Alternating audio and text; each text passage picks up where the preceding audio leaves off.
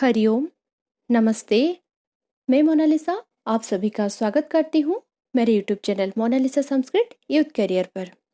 तो फ्रेंड्स, पिछले वीडियो में हम कर्म कारक के बारे में चर्चा कर रहे थे। इनमें से हम 4 सूत्रों के बारे में पढ़ चुके हैं। आपने अगर वो वीडियो को नहीं देखे अभी तक तो जाकर देख लीजिए, उससे आपको आगे का जो सूत्र है वो अच्छे से समझ में आ जाएगा। तो फ्रेंड्स, चलिए अगला जो सूत्र है उसको देखते हैं।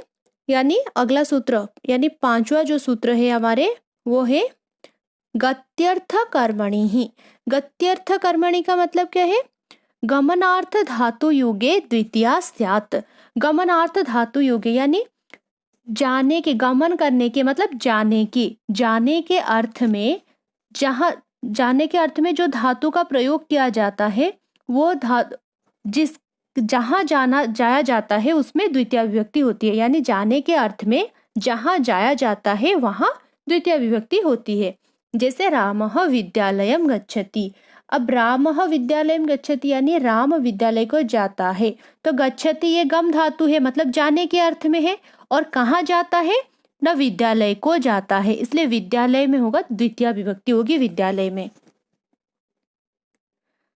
अगला सूत्र है कालाध्वनोरत्यंत संयोगे च। यानी कालाध्वनोरत्यंत संयोगे च यानी जब कोई काम पहले से अभी तक कंटिन्यू चल रहा हो, यानी पहले से स्टार्ट हो चुका हो और वो कंप्लीट ना होकर अभी भी वो कंटिन्यूअसली वो काम चल रहा हो, वहां उसी समयवाची शब्द में द्वितीय विभक्ति होती है। जैसे कि एग्जाम्पल, सह मासम व्याकरणम पठति यानी वह महीने से व्याकरण पढ़ रहा है।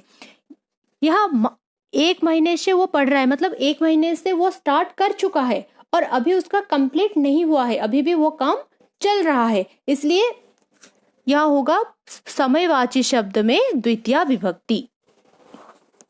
और इसी का ही दूसरा नाम है कि व्याप्त्यार्थे द्वितीय। व्याप्ति अर्थे द्वितीय भी कहा जाता है। इसी सूत्र का अर्थ, मतलब सूत्र का दूसरा नाम भी कहा जाता है व्याप्ति अर्थे द्वितीय। अगला जो सूत्र है अधि सिंस्थासाम कर्म। यानी अधि पूर्वाणाम एसाम आधारः कर्म स्यात्। इसका मतलब है अधि क्या है? अधि यानी अधि एक उपसर्ग है। क्या है? उपसर्ग। तो जो अधि उपसर्ग है, अधि उपसर्ग के बाद सी, स्था, आश 3 धातु है। एक तो है सी धातु, दूसरा है स्था धातु और तीसरा है आस धातु। तो ये जो 3 धातु है सी, स्था, आस, इससे पहले अधि पूर्वाणाम मतलब इन तीनों के पहले अगर रहेगा क्या? अधि उपसर्ग। यानी सी, स्था, आस धातु से पहले अधि उपसर्ग रहेगा, मतलब अधि उपसर्ग के बाद सी, स्था, आस धातु रहेगा। तो उसमें क्या होगा? जो आधार है, यानी आधार का मतलब अधिकरण, जो अधिकरण है उसमें सप्तमी ना होकर वो द्वितीय विभक्ति में प्रयोग किया जाएगा। वही का आधारः कर्मस्यात्। कर्मस्यात् मतलब कर्म संज्ञा स्यात्। कर्म संज्ञा मतलब कर्म कारक ही होगा, मतलब कर्म कारक में कौन सी विभक्ति होती है? द्वितीय विभक्ति। तो वही कर्म यानी द्वितीय विभक्ति में होगी। यानी जो आधार है, आधार में सप्तमी होता है, लेकिन इसमें सप्तमी ना होकर वो द्वितीय में होगा। जैसे एग्जाम्पल, हरिहि वैकुंठम अधिशेते, हरिहि वैकुंठम अधितिष्ठति, हरिहि वैकुंठम अध्यास्ते। यानी हरि वैकुंठ में सोए हुए हैं। तो अधिशेते, अब देखिए अधिशेते सी धातु है, इसमें सी धातु से पहले अधि उपसर्ग है, इसलिए वैकुंठ में क्या होता है? वैसे सप्तमी होता, लेकिन फिर भी यहाँ सी धातु इससे पहले अधि उपसर्ग होने के कारण ये द्वितीय विभक्ति में हो जाएगा। वैसे इसमें भी अधितिष्ठति, हरिहि वैकुंठम अधितिष्ठति, तो वैकुंठम हुआ, अध्यास्ते है इसलिए वैकुंठम हुआ। क्लियर? तो फ्रेंड्स, वीडियो अगर अच्छा लग रहा है तो एक लाइक जरूर कर देना, और मेरे चैनल को अभी तक सब्सक्राइब नहीं किया तो जल्दी से जाकर कर लीजिए। मैं आप लोगों के लिए ऐसे स्टडी मटेरियल्स की वीडियो लेके आऊंगी। तो चलिए फ्रेंड्स, फिर अगला सूत्र देखते हैं। अगला सूत्र है अभिनिविशश्च। अभिनिविशश्च का मतलब है अभिनि इत्येतत् संघात पूर्वस्य विशतेराधारः कर्म स्यात्। अर्थात इसमें है विस धातु। क्या है? विस धातु। विस धातु से पहले इत्यत संघात पूर्वस्य, पूर्वस्य यानी पहले, यानी किसके पहले? विस धातु से पहले जब अभि और नि उपसर्ग होता है तो उसमें भी आधार में कर्मस्यात् यानी कर्म संज्ञा होगा उसमें। तो जैसे एग्जाम्पल साधु सन्मार्गम अभिनिविशते। अब देखिए अभिनिविशते, इसमें विष धातु है और इससे पहले दो उपसर्ग है अभि और नि। याद रखना ये जो विष धातु कह रहा है वो अभि और नि के लिए कह रहा है, अभि प्लस नि यानी दो उपसर्ग है। ये दो उपसर्ग होना चाहिए, सिर्फ अभि उपसर्ग से नहीं होगा और सिर्फ नि उपसर्ग हो जाने से नहीं होगा, दोनों ही उपसर्ग जरूरी है। विष धातु से पहले अभि उपसर्ग भी होगा और नि उपसर्ग भी होगा, दोनों उपसर्ग होगा तब जाकर उसमें, विष धातु से पहले दोनों उपसर्ग होगा तब जाकर वो जो आधार है यानी जो अधिकरण है उसमें सप्तमी विभक्ति ना होकर वो क्या हो जाएगा? द्वितीय विभक्ति में आ जाएगा। क्लियर? उसके बाद है उपान्वद्यां वशः, अर्थात उपाधि पूर्वस्य वसतेराधारः कर्म स्यात्। यानी उपानुध्यां, क्या कहा सूत्र? उपान्वद्यां वशः, और इसका व्याख्या कहा उपाधि पूर्वस्य। उपाधि पूर्वस्य मतलब यहाँ जो दिया उपान्वद्यां वशः, इसमें जो उप इत्यादि, आदि का मतलब उप इत्यादि, इसमें जितने भी है वो सारे पूर्वस्य यानी जब पहले हो गए। किसके पहले? वशते यानी वस धातु से पहले उप आदि जो उपसर्ग होगा। उप आदि उपसर्ग कौन कौन से उपसर्ग? इसमें देखिए संधि हुआ है सारा, उप, अनु,